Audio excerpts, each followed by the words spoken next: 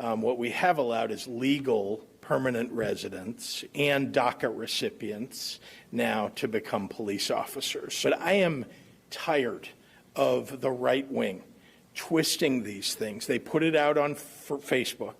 They tell lies. We have a U.S. military that has 35,000 immigrants who are not U.S. citizens who are serving in the U.S. military today. 8,000 more sign up every year. We allow that in our U.S. military.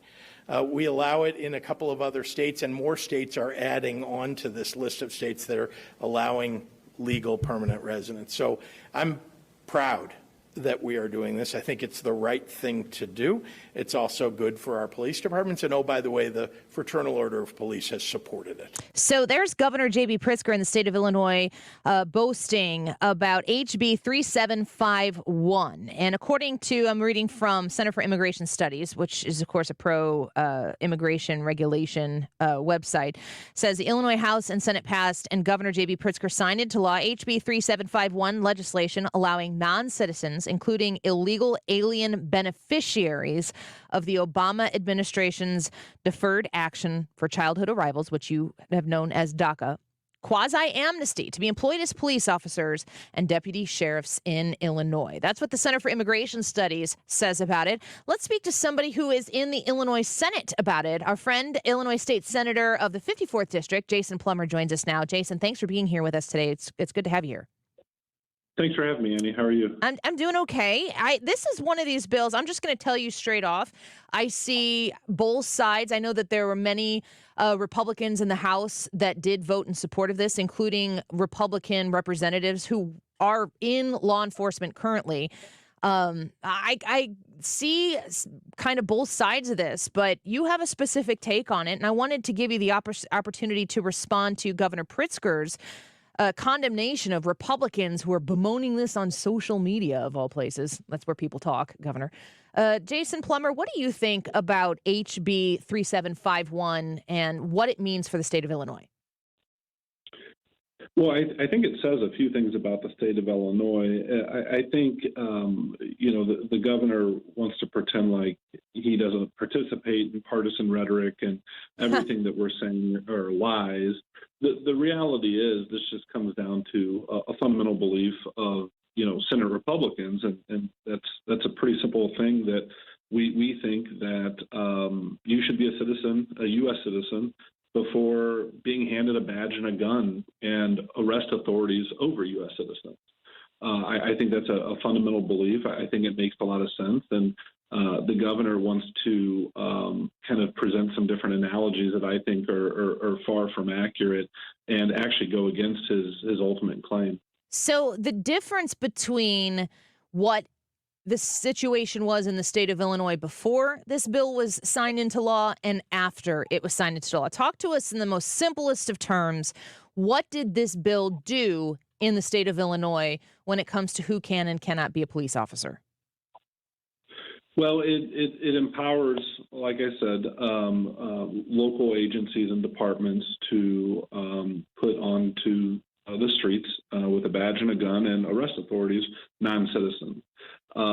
When this bill was presented in the Senate and when it was passed, some of the supporters claimed it was merely symbolic, which, considering the issues facing the state of Illinois, if that were true, why we would waste times on things that are merely symbolic is beyond me. But I think that they hid behind the claim that it was symbolic because they knew that there were real issues at play here, and they knew that the average Illinoisan would be offended by the legislation. This isn't symbolic legislation.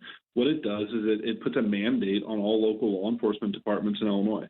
As you and I both know, Annie, there's the Illinois Human Rights Act.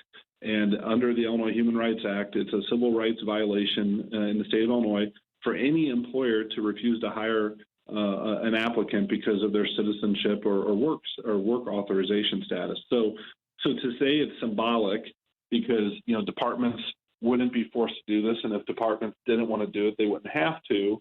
They know that these agencies will quickly run into the Illinois Human Rights Act, and all of our police departments will be getting sued if they elect not to hire someone because, they're not a citizen. We're speaking with Illinois State Senator Jason Plummer. We're grateful to have him on the show with us today.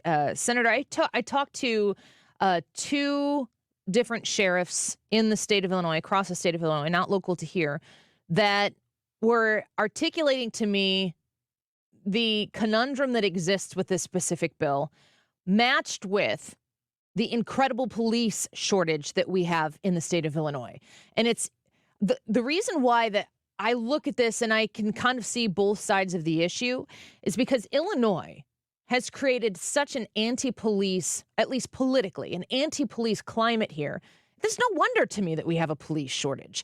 If you're going to serve in a state where police and our law enforcement are going to be demeaned and denigrated for the service that they offer, I can understand why we have created an issue for ourselves, which has been based largely out of politics, certainly increased by Chicago, where we have now created an issue for ourselves where we need more police officers. And one of the specific sheriffs that I was speaking to, who is a strong conservative and of all accounts that I've had with him, he said, we need people. And there was somebody working in a jail that is in his county who would be a fantastic police officer that before this bill could not serve.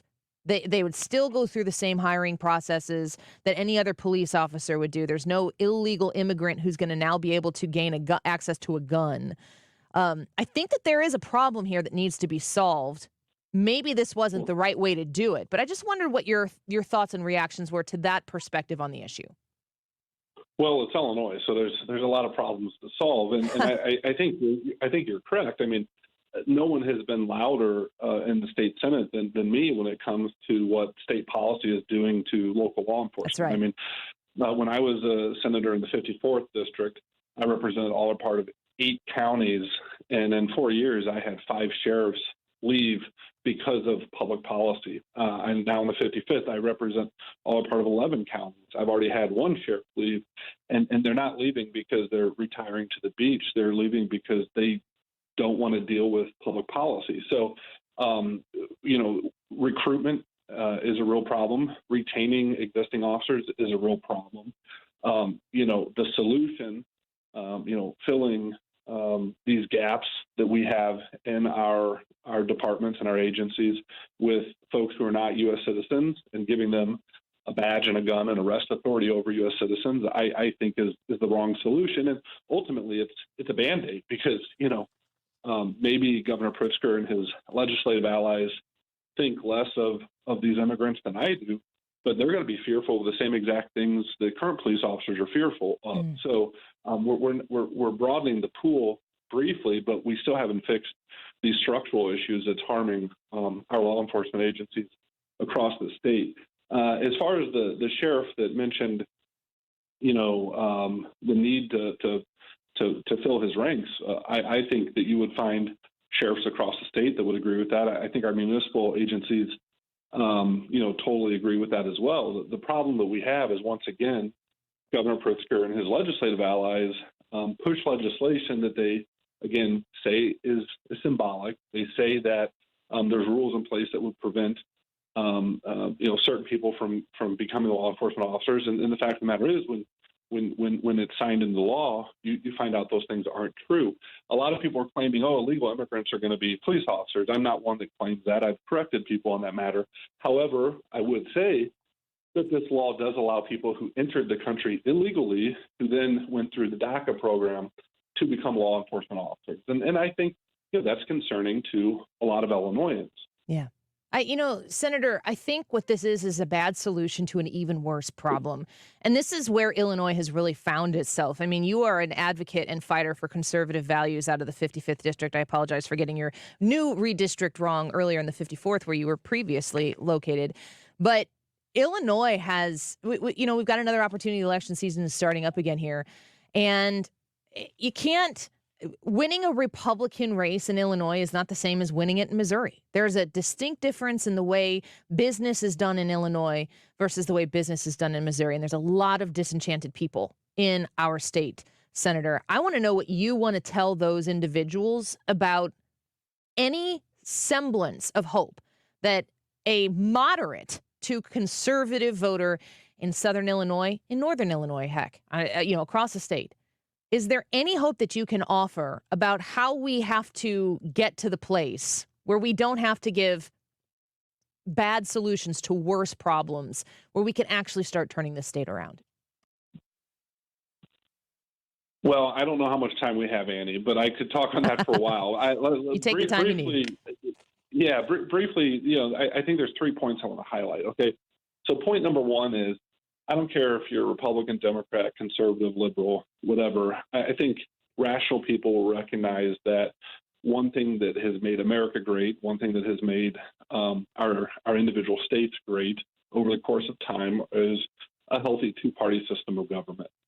I think that whenever one party takes absolute control, I've seen it on the Republican side, I've seen it on the Democrat side. I'm living it on the Democrat side right now in Illinois. A lot of times people lose focus of being responsive to voters, and that's not good for democracy. It's not good for the economy. It's not good for anything. So we need a healthy two-party system, and for there to be a healthy two-party system in Illinois, the Republican Party needs to get its act together. I think the Senate caucus is doing a great job. The Senate caucus is organized and as effective as I've seen it in a long time. You mentioned earlier in your comments that some House members on the Republican side voted for this legislation. That's very true. However, I would say that I've talked to a lot of those House members, and I think that they all regret their vote. Every single one I've talked to regrets their vote, and I would question what was going on the House side when this happened. It must be a leadership issue or something there, because Republicans have to be rowing in the same direction. We have to be aligned. Our federal office holders, our Senate folks, the House folks, the state party, local parties have to be organized, and not because I'm saying Republican rah, but for the sake of democracy, you have to have a healthy two-party system. Right. And the Republican Party in Illinois has been negligent in providing a viable alternative to the Democrats. So there's a lot of work to be done there, and I spend a lot of my time on that very issue.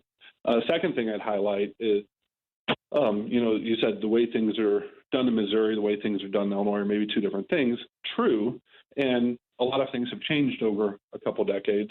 But, I just remember 20 years ago, 25 years ago, when Republicans controlled many parts of state government in Illinois, and Missouri was the ultimate bellwether toss-up state. Yeah. And, fast forward 20 years, and now Missouri is a very dark red, and Illinois seems to be a pretty dark blue.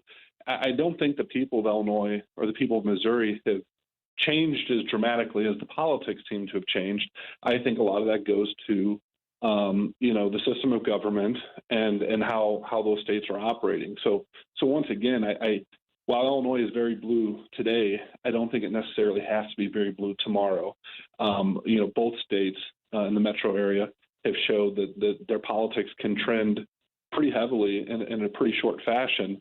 And if Republicans in Illinois step up and deliver a message and deliver a set of issues that, Illinoisans agree with and Illinoisans respect, Republicans will be put back in a position of power. We just haven't really done that lately. And that kind of goes back to my first point. The third point, I would say, and that kind of comes to the heart of this issue, and one of my frustrations in Springfield is the fault of some of these problems isn't at the foot of the Illinois voter. Media plays a role in what's happening. And I don't care if it goes to, the infamous library book ban, or if it goes to the budget that was just passed, or if it goes to this issue right here. I think media has surrendered its role in helping inform and educate and keep the public up to date on what's happening at the Capitol.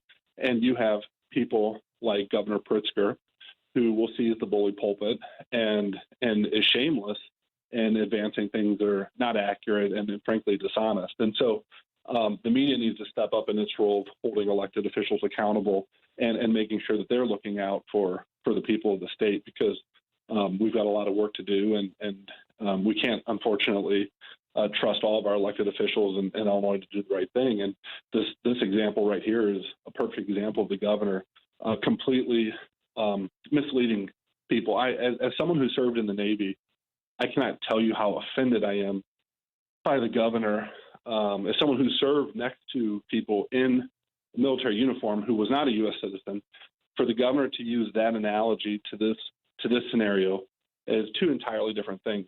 People who come to the United States and serve in our military to earn their citizenship hold the value and the prestige of being a U.S. citizen so much higher than someone like Governor Pritzker could ever imagine, that they would think so little of citizenship status, that borders don't matter, citizenship status and employment doesn't matter, in terms of what we're doing with the budget, and healthcare doesn't matter.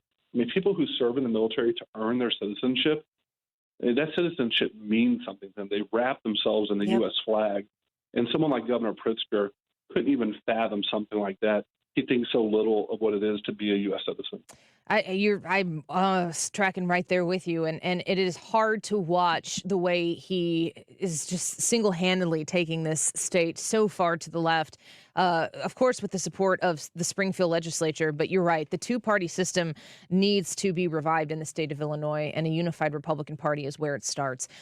State Senator Jason Plummer, we're grateful for your time here today and look forward to following up with you on more issues as they continue to rise. It's going to be a very busy election season, and that unified Republican Party, it can start from Southern Illinois. I truly believe so. Appreciate you. Thank you for being here today. Yeah, thank you, Annie. Thanks for being one of those good ones in media, keeping people accountable. Thank you. I do my best. We appreciate you. Illinois State Senator Jason Plummer, 55th District, redistricted out of the 54th, and is now serving the 55th. If you'd like to connect with him, you can go online to his Twitter, or to his Facebook page, I should say. He's got a very, very active Facebook page. Find him there, Illinois State Senator Jason Plummer.